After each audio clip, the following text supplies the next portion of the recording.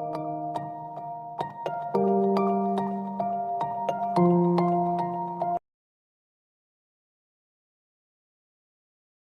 morning, dear students, parents, teachers, and dear friends. Welcome all of you. Today we are going to discuss about decimal numbers, यानी दशमलव संख्याएं।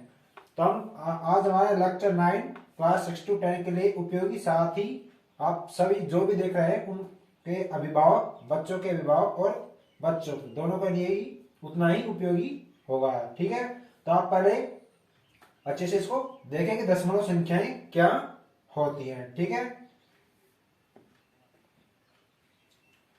आज का हमारा topic है decimal numbers, यानी दशमलव संख्याएं किसे कहते हैं, दशमलव संख्याएं क्या होती हैं, इनके उदाहरण कौन कौन से होते हैं, कौन कौन सी दशमलव संख्याएं होती हैं। तो सबसे पहले हम देखते हैं कि दशमलव आखिर होता क्या है। जब आप संख्याएं ऐसी देखते हैं जिनके बीच में इस तरीके से कोई बिंदी आती है या फिर पॉइंट आता है, तो उसको हम दशमलव बोलते हैं। जैसे एग्जांपल 2.3, 0.5, 0.666 इस तरीके से आती जा रही है।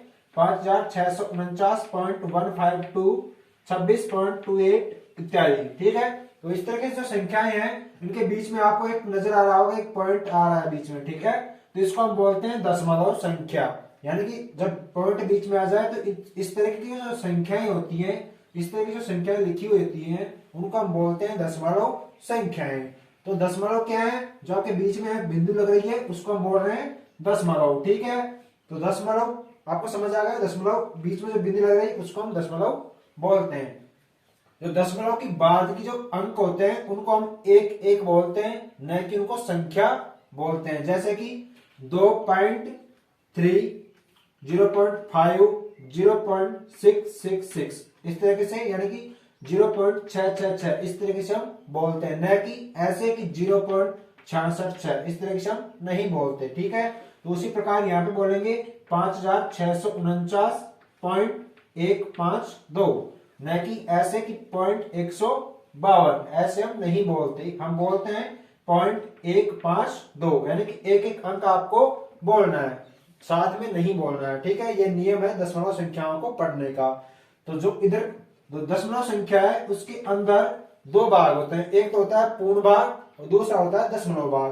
तो जो आपका एक इधर का भाग होता है पॉइंट से बाएं तरफ, तो वो होता है पूर्ण भाग, और पॉइंट के दाएं तरफ उसको बोलते हैं हम दशमलव भाग। जैसे कि यहाँ पे आपको अच्छे से नजर आ रहा होगा कि जो 5649.152 है, इसमें अगर हम बात करें पूर्ण भाग और दशमलव भाग की, तो जो आपका 5649 है ये आपका पूरा पूरा है। ठीक है, तो इसको हम पूर्ण भाग बोलते हैं। पॉइंट के आगे जो ये भाग है आपका 152, इस पूरे भाग को हम बोलते हैं दशमलव भाग। ठीक है, जैसे कि यहाँ पे 0.28 जो 0.28 है, तो इसको हम बोलते हैं दशमलव भाग, यानी पॉइंट के दाएं तरफ वाला जो भाग होता है संख्याओं में, दशमलव संख्याओं में, उसको हम दशमलव वाला भाग बोलते हैं। तो हम जब पॉइंट की बाएं तरफ की संख्या है उनका पूर्ण भाग कहते हैं, और पूर्ण भाग को जैसे हम इकाई, दहाई, सैकड़ा इस तरीके से पढ़ते हैं तो उसी प्रकार उनको बोलते हैं। लेकिन दशमलव की जो संख्याएं हैं उधर की तरफ, दाएं तरफ,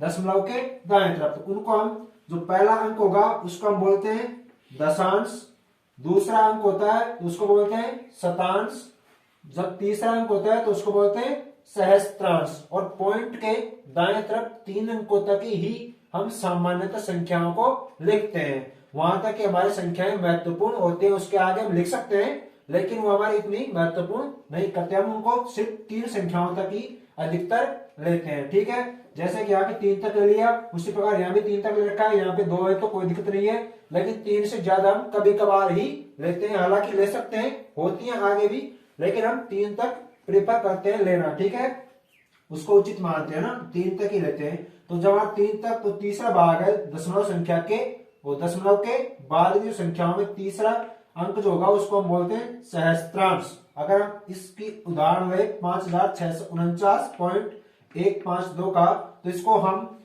लिखेंगे, जैसे कि यहाँ पे मैंने एग्जांपल लिया है 2360.125 का, तो इसको हम लिखते हैं, इधर का तो हम जैसे हम बोलते आ रहे हैं वैसे ही बोलते हैं 2000, फिर प्लस 3, सैकड़ा प्लस 6 दहाई प्लस 0 इकाई। फिर इधर वाला लिखेंगे तो हम लिखेंगे पहला अंक होता है उसको बोलते हैं दशांश, यानी कि 1 दशांश प्लस 2 शतांश, सैकड़ा को शतांश बोलते हैं इधर की तरफ है ना, प्लस 5 को बोलेंगे सहस्त्रांश। ठीक है, तो इसी प्रकार जब हम इन संख्याओं को लिखेंगे तो हम इसको ऐसे लिखते हैं 2000 प्लस 3 सैकड़ा प्लस 6 दहाई प्लस 0 इकाई प्लस 1 दशांश प्लस 2 शतांश प्लस 5 सहस्त्रांश। ठीक है, तो जो आपका पहला अंक होता है दशमलव के दाएं तरफ उसको बोलते हैं दशांश, दूसरे को शतांश और तीसरे को सहस्त्रांश। ठीक है, अभी हम 3 तक ही पढ़ेंगे क्योंकि 3 तक हमारा ज्यादा काम आता है। ठीक है, तो अब बात कर ली हमने कि दशांश दशमलव संख्याएं हैं उनके दो भाग होते हैं, एक पूर्ण होता है दूसरा दशमलव भाग होता है। जो पूर्ण भाग होता है उसको तो हम वैसे बोलते हैं जैसे कि हम पहले बोलते आ रहे हैं, लेकिन जो दशमलव भाग है उसमें जो पहला अंक होगा आपका उसको हम दशांश बोलेंगे, दूसरे को शतांश बोलेंगे और तीसरे को सहस्त्रांश बोलेंगे। ये आपको समझ आ गया होगा। ठीक है, तो उनको अगर लिखे हम तो इस तरीके से हम लिख सकते हैं, यानी कि ये इसके स्थानीय मान भी कहलाते हैं। जो आपका दो का स्थानीय मान यहाँ पे है पूर्ण भाग में 2000, 3 का है 300, 6 का है 60 और 0 का है 0। अगर इधर बात करें हम तो 1 का है 1 दशांश, 2 का है 2 शतांश और 5 का है 5 सहस्त्रांश। तो ये इसके क्या है स्थानीय मान भी बोलते हैं इनको ना। तो अब हम बात करते हैं कि दशमलव संख्याएं आखिर होती क्या है, इनकी परिभाषा को हम किस प्रकार बना सकते हैं। तो जो दशमलव संख्या है उसकी परिभाषा हमने बनाई है कि परमेय एवं अपरमेय संख्याओं का अगर हम प्रसार करें या कि उनको और अधिक लिखना चाहें काट पीट के, तो हम जो प्राप्त होता है तो वो हमें दशमलव संख्याएं प्राप्त होती है। जैसे कि पहले हम ये समझ लें कि परमेय संख्याएं हमने पहले पढ़ा चुके हैं, वैसे परमेय तो पहले उसको थोड़ा रिवीजन कर लेते हैं कि परमेय संख्याएं क्या होती है और अपरमेय संख्याएं क्या होती है। तो परमेय संख्याएं वो होती है जिनको हम p बटा q के रूप में लिख सकें, q का मान 0 न हो, और अपरमेय संख्या वो होती है जिनको हम p बटा q के रूप में नहीं लिख सकते। ठीक है, तो परमेय संख्याएं जैसे कि हमने ले ली 1/2, यानी कि इसमें दशमलव संख्या में कौन सी संख्याएं आएंगी, परमेय एवं अपरमेय संख्याएं दोनों का ही समावेश होता है। अगर हमको हम और अधिक लिखना चाहें उनका प्रसार करें, जैसे कि यहाँ पे 1/2 एक p बटा q के रूप की संख्या है जिसमें p का मान 1 है, q का मान 2 है, यहाँ पे q का मान 0 नहीं है, तो हमारी क्या है एक परमेय संख्या है। अगर हम इसमें तो ये तो हो गया कि परमेय, इतना लिखा है तब तो हो गई परमेय। अगर हम इसमें 2 का भाग 1 में देना चाहें तो नहीं जाएगा, तो उसके लिए क्या लगाना पड़ेगा पॉइंट, जिसको हम बोलेंगे दशमलव। तो यहीं से आपकी दशमलव संख्या स्टार्ट हो जाती है। तो जैसे यहाँ पे पॉइंट लगाया तो फिर यहाँ पे क्या हो जाएगा एक 0 उतर आएगा, जैसे कि 2 का भाग 1 में नहीं जाता, लेकिन यहाँ पे दशमलव लगाया भागफल में तो तब यहाँ पे 0 उतार ली जाती है, तो तब कितना हो गया 10 और आसानी से भाग चला जाएगा, 2 पंजे 10। तो ये आपका 0.5 या फिर 0.5 दोनों एक ही बात है। इस 0 को हम दर्शाने के लिए करते हैं कि पीछे यहाँ पे एक पॉइंट लगा हुआ है। ठीक है, तो 0.5 लिख सकते हैं या फिर 0.5, एक ही बात। आप 0 को लिखे तो लिखे, नहीं तो कोई दिक्कत नहीं है ना, पर फिर भी हम ज्यादातर लिखना पसंद करेंगे क्योंकि हर किताब में आपको 0.5 कभी ऐसे 0.5 अकेला नहीं मिलेगा, वहां पे लिखा होगा 0.5। ठीक है, क्योंकि इधर भी कुछ दर्शाना होता है ताकि बीच में पॉइंट अच्छे से दिख जाए। तो 1/2 आपकी p बटा q यानी कि परमेय संख्या है, उसको हमने और अधिक तोड़ना चाहा आगे तो यहाँ पे दशमलव आया और फिर 5 आया, तो ये आपकी 0.5 है, इसको हम बोल रहे हैं दशमलव संख्या, यानी कि कहां से आई परमेय संख्या से आई। ठीक है, उसी प्रकार 4/5 में अगर 5 का भाग देंगे तो 0.8 आता है, यानी कि पॉइंट लगाएंगे पहले फिर 40 आएगा फिर 5×40। ठीक है, उसी प्रकार 2/3 में अगर हम देंगे तो p बटा q के रूप में है, 3 का भाग इसमें देंगे तो आएगा 0.666, यानी कि इस तरीके से चलता ही जाएगा, 6 आता ही जाएगा, आपका भाग रुकेगा ही नहीं।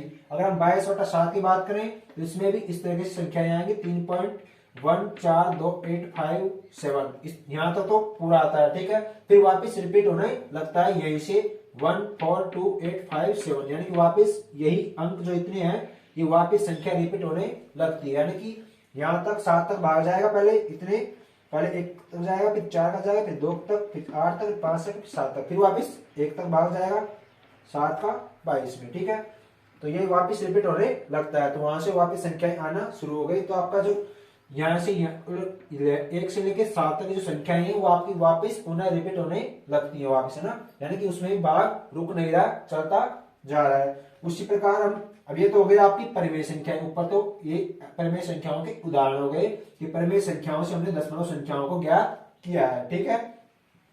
अब हम बात कर लेते हैं अपरिमेय संख्याओं की। जो आपकी अंडर रूट 2 है एक अपरिमेय संख्या है, अंडर रूट 6 भी आपकी एक अपरिमेय संख्या है, और आपका जो पाई होता है जिसको हम 22/7 लिखते हैं वो भी एक अपरिमेय संख्या है। पाई का मान 22/7 होता नहीं है एक्चुअल में, क्योंकि 22/7 देखो इस तरीके से मान होता है, यानी कि इसका रिपीट होता चला जाता है। लेकिन यहाँ पे पाई का मान देखो और इसका मान देखो, यहाँ तक तो सेम है 3.14 तो ठीक है, लेकिन आगे का जो मान आ रहा है वो आपका अलग है। इसका मतलब है कि पाई का मान अलग है और 22/7 अलग होता है ना। यहाँ से आपको स्पष्ट पता लग जाएगा कि आपको जो पाई की मान है वो 22/7 पूरा पूरा नहीं होता है ना, कुछ अलग होता है। लेकिन हम इसको इतना ही लेते हैं, देखो यहाँ पे 3.14, इधर भी 3.14 है, ठीक है। तो इसकी जो समानता है यहाँ तक उसको, इसलिए हम इसको पाई का मान 22/7 ले सकते हैं, ठीक है। और लेते भी हैं, मान लेते हैं कि 3.14 इसका मान होता है ना, 22/7 पाई का, ठीक है। ये आपको समझ आ गया होगा।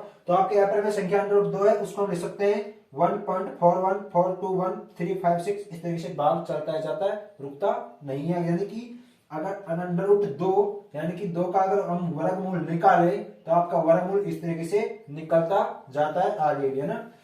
अंडर रूट 6 की बात करें तो ये भी आपकी एक अपरिमेय संख्या है, इसको हम इस तरीके से लिखते जाते हैं, यानी कि 6 का अगर वर्गमूल निकालेंगे हम तो आएगा 2.44948974, इस तरीके से आता जाएगा। और उसी प्रकार पाएगा।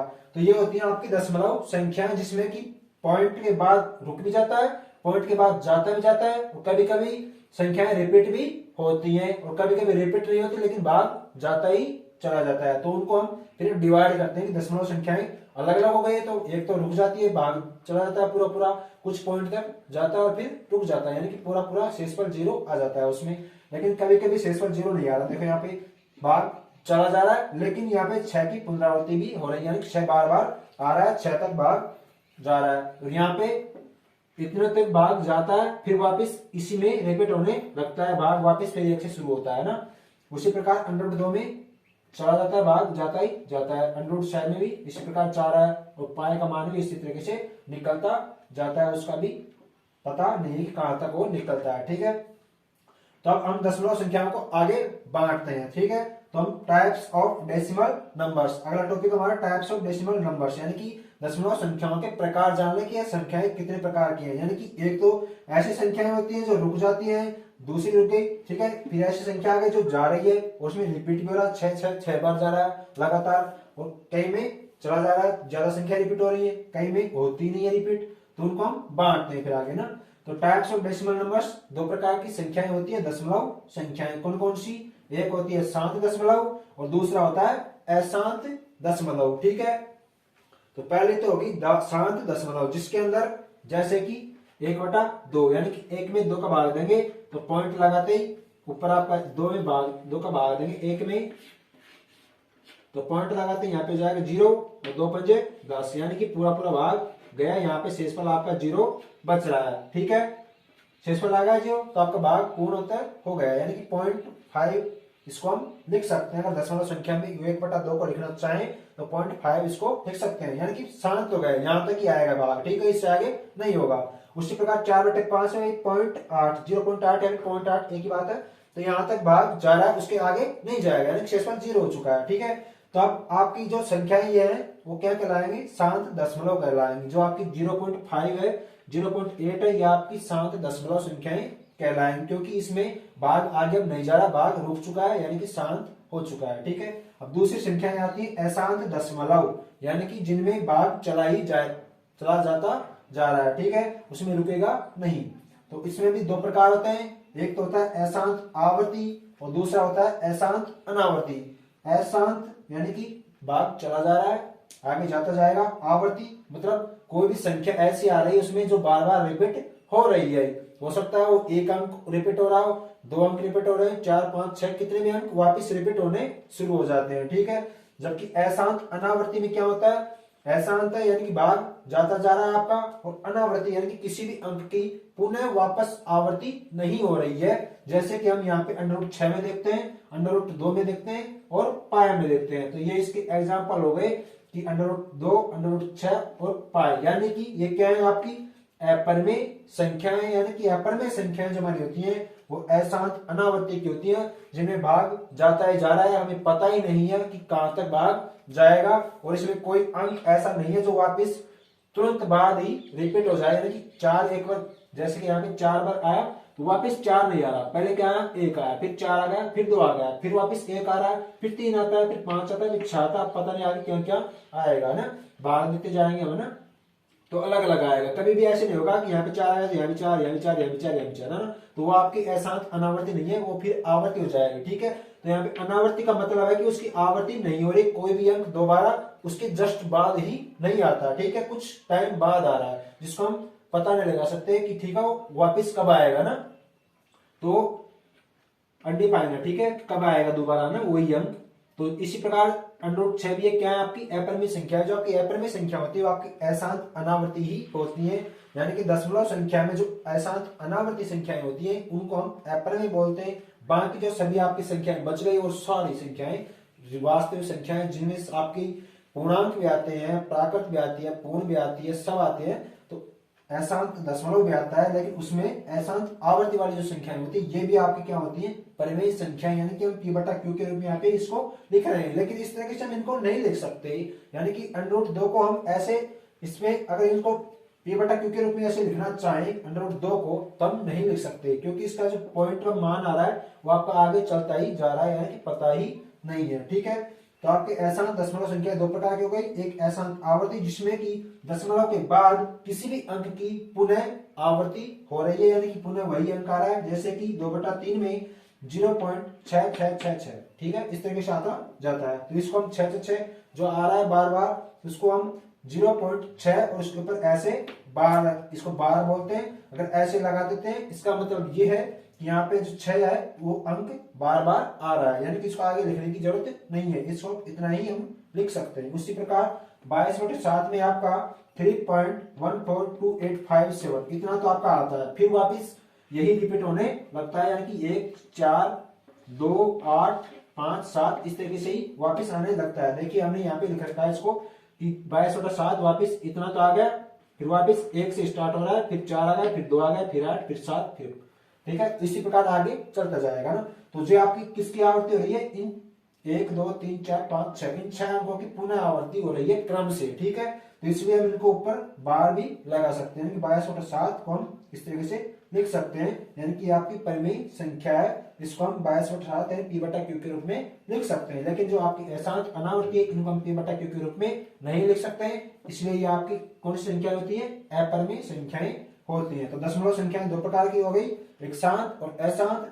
लेकिन शांत और अशांत में, तो अशांत में 2 संख्या हो गई, अशांत आवर्ती और अशांत अनावर्ती। ठीक है, तो ये आपका दशमलव का पूरा एक वो है डेफिनेशंस और एग्जांपल्स और उसके प्रकार। तो आपको दशमलव संख्याएं अच्छे से समझ आ गए होंगे ना। अब हम अगले वीडियो में देखेंगे अन्य टॉपिक के साथ हमारी जो संख्याएं हैं कितने प्रकार की थी, 2 प्रकार की थी, वास्तविक और काल्पनिक। ठीक है, तो हमने वास्तविक संख्याएं पूरी क्रम से पढ़ ली है, यानी कि लेक्चर 1 से लेके लेक्चर आज 9 तक आपकी जो वास्तविक संख्याएं हैं उनका हमने एक एक अध्ययन किया है। ठीक है, एक एक अच्छे से अध्ययन किया है, उनकी परिभाषाओं को देखा, उनके उदाहरण देखे, उनके प्रकार देखे हैं। ठीक है, तब हमारी जो वास्तविक संख्याएं हैं वो हमारी कंप्लीट होती हैं। ठीक है, अब हम किसी अन्य टॉपिक के साथ यानी दूसरी संख्याओं में मिलेंगे या फिर कोई अच्छा सा टॉपिक के साथ अगली वीडियो में मिलेंगे। तब तक के लिए धन्यवाद, मुस्कुराते रहिए। ठीक है।